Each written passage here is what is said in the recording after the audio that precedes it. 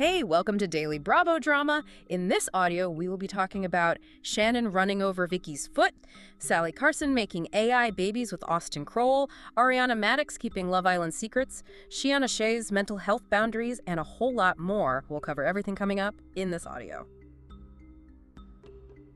Hey, this is Delilah. Hey, this is Fahad. Welcome to Reality TV Audio Podcast, where we break down the latest in reality TV every day. Yeah, and today our mission is really just to sort through this massive overflowing pile of trending updates. There's so much. Right, so much. And we're going to extract the exact facts and analyze what it all really means. Yeah. But, without taking any sides, just looking at the facts. Exactly. And we are jumping straight into the most viral, visual news hitting our feeds right now. We are talking major cast shakeups on the West Coast, starting with the Real Housewives of Beverly Hills. Oh, yeah. It is always, it's a fascinating dynamic when real-world milestones completely hijack a production schedule. Oh, totally. Rather than producers manufacturing some event for the cameras. Right, because right now, the Beverly Hills cast is literally filming season 16 in Ghana. Wow. Yeah, they packed up and traveled all the way to West Africa ahead of Bozoma Saint John's wedding to Kelli Watson. That is a long flight. I mean, my feed is flooded with photos. You see Derek Kemsley, Kyle Richards, Sutton Strack, and Kathy Hilton out there. Yeah, I saw those. And they are dressed to the nines, completely out of their usual zip code, with the cameras just catching everything. Seeing them in that environment really highlights the tectonic shifts happening within that specific ensemble. Right. Because while half the cast is celebrating in Ghana, we just got official confirmation of a major exit back home in California. Yeah, Amanda Francis. Exactly. Amanda Francis has announced she's not returning for the new season. And her exit statement was a wild read. Oh, it really was. She started by saying that, saying yes to the show was one of the boldest things she's ever done. Sure. But then she referred to her time on the cast as a, quote, ministry. A ministry. Yes. She essentially argued that she came into the Bravo universe with a life that was already full, and right now, that real life is just demanding all of her attention. Right. But I have to stop and push back on that specific word choice. Calling a reality TV show a ministry? That's a stretch. It is like a politician calling a televised screaming match a spiritual retreat. I mean, can a show that is fundamentally built on throwing wine glasses and securing screen time ever actually be a clarifying, peaceful experience? Well, I mean, it was a massive contradiction. Yeah. If we look at the underlying mechanics of reality television, the entire economic model relies on interpersonal tension. Right, the drama. Conflict is the currency. Exactly. So framing her participation as a ministry is a highly curated PR strategy. Oh, totally. Cast members often experience this, severe cognitive dissonance. So want to be perceived as elevated, enlightened individuals, but they are contractually obligated to provide chaotic entertainment. Right, you can't really be both. No, you can't. It is a defense mechanism to sanitize her exit. However, the network cannot afford a vacuum. Oh, never. With Amanda stepping away, we have confirmation that Tracy Tudor from $1 Million Listing Los Angeles is officially picking up a diamond. Okay, now that is a crossover that makes total sense to me. It really does. Tracy is already deeply embedded in the Bravo ecosystem. Yeah. She knows how the production game is played. She knows how to deliver a read in a confessional. Oh, yeah, she's a pro. And she is absolutely not going to be intimidated by the wealth in Beverly Hills because, she is the one selling them those mansions. Exactly. It is an incredibly pragmatic casting choice. Right. In her announcement, she specifically pointed out that she raised her girls in Beverly Hills and built her entire career in that specific neighborhood. She even added a tease that she is likely to get into, some trouble. She knows what she's doing. She isn't pretending this is a ministry. She understands the assignment. Pragmatic is the perfect word for it. And it actually brings us right down the coast to the Real Housewives of Orange County. Oh, boy. Yeah. Emily Simpson just did an interview on Page Six's virtual reality podcast. And she completely exposed Gina Kirschenheiter's current vibe regarding her engagement to Travis. Okay. What did she say? Well, Emily said that while Gina is thrilled to show off her rings, and apparently she has 2 rings now. 2 rings. Yeah, 2. But whenever anyone actually asks her about planning the wedding, her energy just completely fizzles out. It is so easy for viewers and producers, honestly, to view a delayed wedding as a red flag for the relationship's survival. Oh, for sure. But we have to look at the financial logic Gina is employing here. Right. She went on Watch What Happens Live Yeah. and clarified that she is intentionally not planning a wedding right now. Yeah, she was very clear about that. She is taking her time because her primary focus is making solid investments, saving for college tuition, and just getting her kids through school. And she casually dropped that they already have a prenuptial agreement locked in. Which is the most logical approach to a blended family and a second marriage. Completely. She is choosing to secure her financial baseline before she throws what she referred to as a rager of a wedding. A rager. Yeah.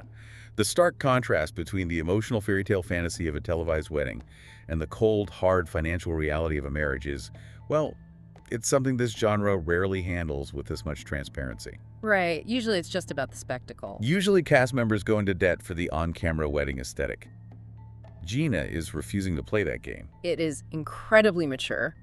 Very. But of course, that maturity completely evaporated the second the rest of the Orange County cast touched down for their trip to Las Vegas. Oh man, the Vegas trip. The behavior was off the charts. Yeah. It kicked off with Shannon confronting Heather Dubrow over room dibs. Ruined divs. Shannon was livid, claiming Heather always specs the first pick, and essentially peed on the best room in the suite. The fight over hotel accommodations is a foundational, almost sacred trope across every single Housewives franchise. It happens every trip. Every time. And we have to remember, it is never actually about the square footage or the thread count of the sheets. Oh, of course not. It is a proxy war for the hierarchy within the group. Right.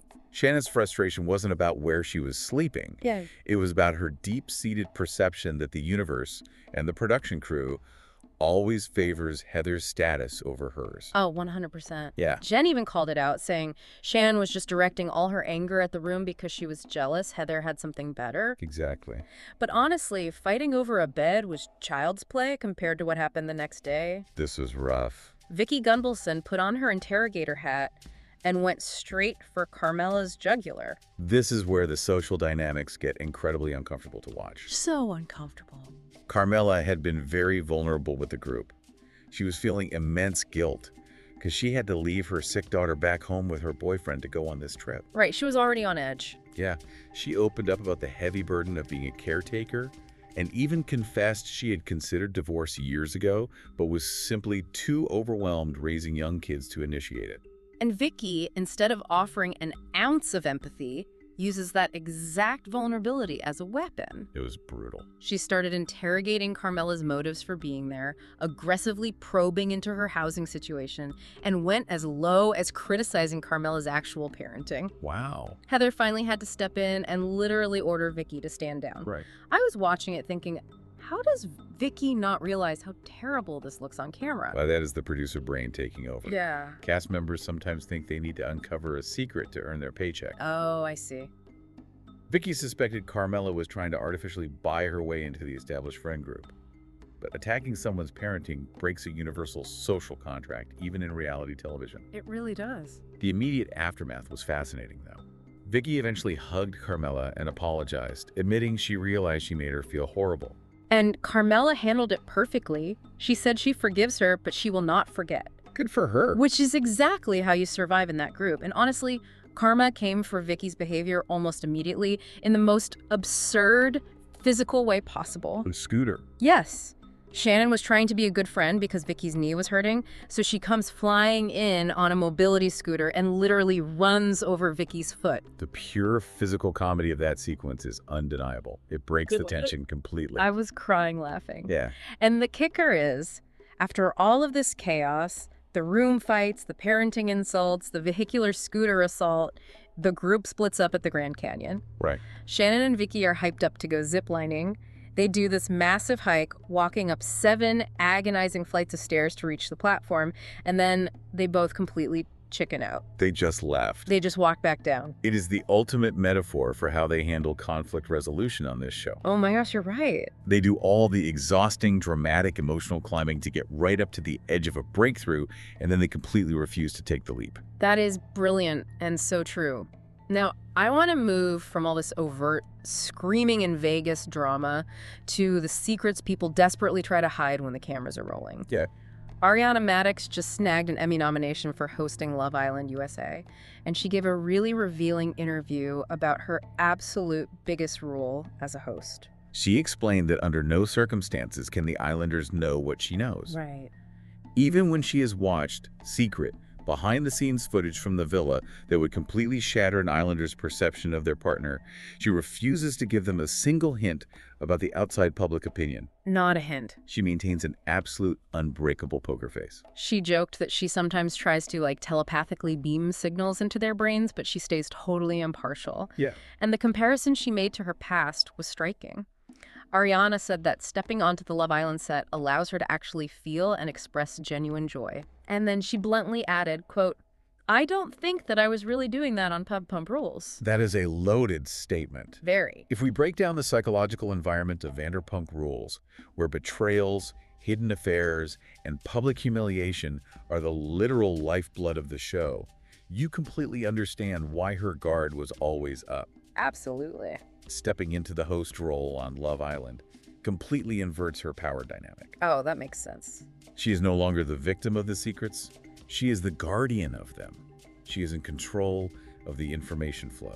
It's like she finally upgraded from being a pawn to running the entire control room. Precisely. But speaking of thinking you can control the narrative, the situation on Below Deck Med right now is a masterclass in how not to keep a secret. Oh, this was wild. We have deckhand Cooper Dawson and Stu Cat Johnston. Cooper was openly flirting with other women on the boat, and he told the rest of the crew he was feeling suffocated and wanted to break up with Kat. Right. He was very vocal about it. But then they have a private conversation, and the entire strategy flips.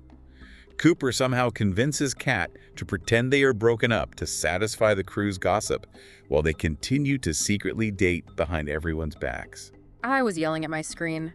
You are living on a yacht. Yeah. You are surrounded by a professional camera crew 24/7.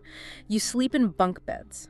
By what mechanism do you possibly think a fake breakup is going to stay a secret? It's absurd. Kat just posted a video saying the episode was incredibly painful for her to watch back. And taking a page right out of Carmela's playbook from RHOA, Kat confirmed she is very single right now. She forgives him, but she absolutely will not forget. It is the ultimate psychological defense mechanism after a very public humiliation. You forgive the person to release the toxic anger from your own system, but you permanently store the data you gathered about their lack of character to protect yourself in the future. Yeah, that's exactly what she's doing. Let's talk about another reality star gathering data on a guy. Over on Southern Charm, Salley Carson is navigating a deeply modern dating dilemma. What's going on there? She was on a radio show laying out her exact relationship status with a few different men in the Bravo universe. First up, Austen Kroll. Ah, Austen. She casually mentioned that she and Austen downloaded an app and literally generated AI children together to see what their future babies would look like. Which is such a bizarre, technologically specific way of projecting a future with someone. Right. She pointed out that seeing the AI simulation made Austen admit it made him want kids. Oh, wow. However, Salley demonstrated a lot of self-awareness by adding that while she genuinely believes Austen will be an amazing husband and father someday, he simply is not ready to settle down in reality right now. Yeah, I hear that, and I just think making AI babies with a guy who you already know isn't ready to commit is exactly like test driving a Ferrari when you don't even have a driver's license. That's a great way to put it. It's a massive thrill, it gives you a rush, it looks amazing when you show your friends on your phone, but the second you try to take it out on the actual highway, it is mathematically bound to end in a fiery crash. That is a phenomenal analogy. You're investing emotional energy into the digital simulation of a relationship rather than the messy reality of one. Exactly. And she is managing other simulations too. Right. She clarified that Kyle Cook from Summer House is strictly a flirty friend. She noted that they hung out for the 4th of July, but he left with another girl the very next morning. And she was totally unbothered by that. But the most intense update was regarding the mystery tattooed man she recently soft-launched to her followers on Instagram. Oh, the soft launch. Yeah, she had to completely halt that romance. And the mechanism for that breakup is fascinating. What happened? A follower sent her a direct message warning her that the specific behavior she was describing sounded textbook for love bombing. Salley explained the guy was constantly calling her, declaring, "We're dating, you're mine." And she was constantly having to remind him they hadn't even gone on an official date yet. The internet acting as a digital bodyguard is incredible. It really is. She actually absorbed a fan's DM, recognized the red flags, and slammed on the brakes. Yeah, good for her. Yeah, good for her. Okay, before we cross over into the much heavier side of reality television fame, I want to take a quick pause to shout out our listeners. Yes. Specifically, the learner crowd out there. We know you use this deep dive to synthesize all the pop culture madness before your weekend plans so you can sound like the absolute smartest person at the table. We see you. We see you, we appreciate you, and to arm you for your weekend, I have a fun fact that will definitely make people put down their drinks. You have my attention. We are talking about the Duggars. Oh boy. Joanna Duggar was just a guest on her sister Ginger's podcast, and they got into a deeply candid conversation about the massive culture shocks they experienced when they got married. Joanna fully admitted that her personal hygiene, or lack thereof, genuinely stunned her husband, Austen Forsyth. Stunned him in what capacity? She confessed that before she got married, she rarely showered and almost never washed her hair. Really? Her exact quote was, "Some days you don't feel dirty. I did not care that much. I was like, hygiene, That is a remarkable admission. Right. Particularly when you look at this strict, structured environment she married into. Yeah. She noted that Austen is a self-described germaphobe who will sometimes shower twice a day during the summer. Wow, so complete opposite. Exactly. Once they were married, he essentially mandated that she take nightly showers, laying down the law by saying, "We're going to be clean." And it wasn't just Joanna. Ginger jumped right in and agreed, admitting that her husband, Jeremy Vuolo, was also completely caught off guard by her hygiene habits and had to majorly help her improve them over time. Incredible. Ginger even said she still doesn't wash her hair all that often. To the outside world, this sounds bizarre, but how does something like basic hygiene just get skipped over? Well, this is where it becomes a fascinating sociological case study. Yeah. It highlights the extreme insularity and normalization that happens within closed systems. Ah, that's it. When you are raising 19 children in a single fundamentalist household compound, individual daily hygiene routines can easily slip through the cracks. Oh, that makes a lot of sense. But more importantly, if everyone around you is doing the exact same thing, it becomes the baseline normal. It's a jarring look at how subjective reality is, and what happens when that isolated worldview collides with a modern marriage. It is the ultimate proof that normal is just whatever you are used to. Exactly. But speaking of colliding with the outside world, we need to transition to something much heavier. Okay. We've been laughing about personal habits, but let's look at what happens when a reality star's personal mistakes collide with intense, vicious public backlash. Yeah, this is serious. The cast of Next Gen NYC is in the middle of this right now. We are looking at Riley Burruss, who is Condi Burruss's daughter. Riley recently sat down on a podcast to process the massive fallout from a recent episode. Right. On the show, she became heavily intoxicated during a girls' night out, and her sloppy behavior caused a major on-camera rift with her friend Ariana Bierman. Now, if it had just been viewers criticizing her for getting too drunk, that would be standard reality TV blowback. Sure. But the reaction went so far beyond that, it turned incredibly dark and abusive. It acts as a stark reminder of the toxic, unregulated underbelly of reality television fandom. Yeah, it was really bad. Riley revealed that the criticism immediately crossed the line into overt racism. She was receiving threatening, racist text messages sent directly to her personal phone. Directly to her phone. Yes. Yeah. The psychological harassment became so overwhelming that she had to completely power down her phone and disconnect for an entire week just to breathe.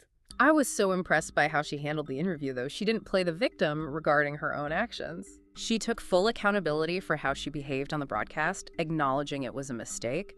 But she drew a massive, unmovable boundary when it came to the audience's reaction. She should. She stated unequivocally that the racist microaggressions and the targeted racial attacks are never, ever acceptable. It forces a necessary conversation about the duty of care networks owe to these young cast members. Absolutely. They're essentially offered up for mass public consumption to drive ratings, but when the audience turns feral, the star is left completely alone in the digital crosshairs to manage the resulting trauma. Which perfectly tees up what Scheana Shay from Vanderpump Rules is going through.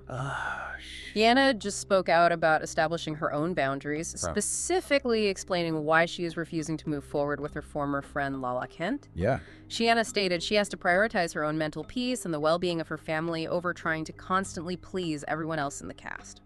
During that same conversation, Scheana took the opportunity to correct a viral narrative regarding how she consumes her own show. Right, people were talking about this. There was a widespread rumor that she is so self-obsessed she only watches her own scenes. She clarified the mechanics of it, stating she actually fast-forwards through her own scenes, not to them. And the reasoning she gave for that completely reframes how we look at her. It really does. She was talking specifically about season 6, which was the era of her highly criticized relationship with Rhobh. Precisely. Scheana explained that during that specific production cycle, she was navigating her divorce and a subsequent breakup, and she was in a very dark place mentally. Yeah. She had stopped attending therapy because she relocated to Vegas, and telehealth wasn't an established option. Oh, wow. So her only available coping mechanism to survive the public airing of her life was to completely delete the Instagram app from her phone. She restricted herself to Snapchat, and her sister had to manage her Instagram account just to keep her brand alive. I was reading her explanation, and it made me really question this entire ecosystem. How so? Between Riley Burris having to literally shut her phone off for a week to escape racist texts, and Scheana Shay having to scrub Instagram from her life for an entire season just to maintain her sanity, is completely unplugging the only real survival tactic for a modern reality star. It functions as a digital tourniquet. Right. Unplugging stops the immediate bleeding caused by the court of public opinion. However, it does not cure the underlying condition. The show itself. Exactly. The structural flaw of the reality television genre is that it demands extreme emotional vulnerability and high-stakes conflict to remain profitable. But the internet ecosystem mercilessly punishes that exact same vulnerability. So true. So cast members are trapped in an endless loop. They perform their trauma for a paycheck, get digitally attacked for it, retreat into isolation to heal, and then have to return to the cameras to do it all again. It sounds utterly exhausting. It is. And sometimes the blurred lines of reality TV storytelling cross over into the actual real-world systems of law and politics.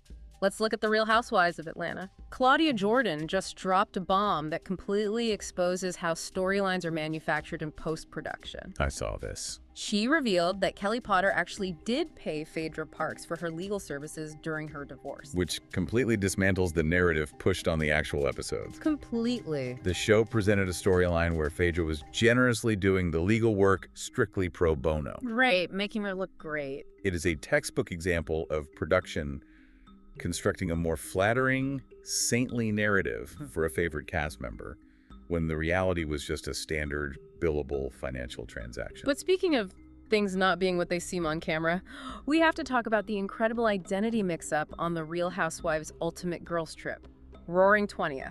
Oh, this was so funny. The interaction between Cynthia Bailey and Vicki Gunvalson. Yes, so Cynthia attends a themed party on the show, dressed as her male alter ego, 50 Cent. Right. She is in full costume. She walks right up to Vicki, fully expecting Vicki to play along and know exactly who she is, but Vicki just stares at her in absolute horror. She was terrified. Vicki had zero idea it was Cynthia. Cynthia noted that Vicki looked genuinely afraid for her safety. Yeah. Cynthia had to slowly break character and explain, "I'm Cynthia Bailey from the Atlanta Housewives," before Vicki finally understood. It is a hilarious reminder that outside of the carefully lit confessional interviews and cast trips, some of these women don't actually know each other at all. Not at all. Now, we are shifting to a completely different type of reality programming, the Great American Road Trip on Fox Nation. Right. This show follows former MTV reality star Sean Duffy, his wife Rachel Campos Duffy, and their 9 children as they travel across the country. If we look at exactly what unfolded on screen in the recent episode, the core friction isn't about the logistics of the road trip at all. No, not all. It is entirely centered around their daughter Paloma and her looming college applications. Specifically, Sean Duffy expressed deep concern over Paloma potentially attending Harvard University. I found this segment really interesting to watch because it wasn't just about the tuition cost or the distance from home. No, it was deeper. He actually views the institution itself as a fundamental threat. Here are the facts of what he argued. He stated on camera that he fears institutions like Harvard have professionalized corrupting young girls' minds. Right. He is worried that immersing her in a liberal academic setting could pervert her Catholic values, which both he and Rachel emphasize is the absolute bedrock of their family structure and their marriage. What makes the segment compelling television is that Paloma didn't just nod along. She actively pushed back against her parents' premise right there on camera. Yeah, she stood her ground. Her counter-argument was that because she was raised in a deeply conservative family and attended an extremely conservative high school, stepping to a liberal setting like Harvard would actually challenge her and provide a much more rounded, comprehensive education. And the internet reaction was instantaneous. Commentators immediately started pointing out a factual counter-narrative to Sean's fears, noting that several highly prominent and devoutly Catholic figures are actually Harvard graduates. It's true. People were listing off names like John F. Kennedy, Bobby Kennedy, and the late conservative Supreme Court Justice Antonin Scalia to argue that attending the university does not automatically erase your faith. It perfectly illustrates how personal educational choices are instantly transformed into highly publicized ideological battlegrounds the moment you put your family's dynamic on television. It really does.